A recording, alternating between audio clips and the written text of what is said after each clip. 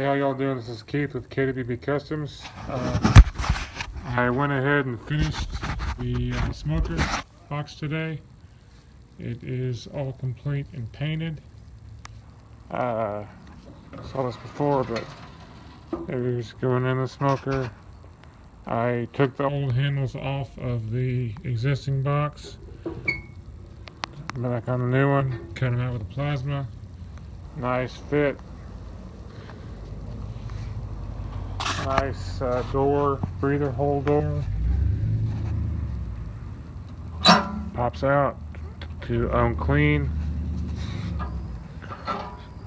Smoker breather adjusts very easily. Turn it any way you want, and then it pops right back in. Anyway, it's all done. It's all painted. It's kind of raining out here, but that's okay.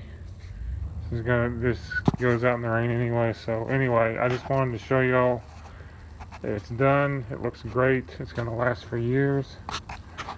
And if I can do anything for y'all as far as a pit or any kind of repair, let me know. And hope y'all enjoyed these. Thanks for watching, guys.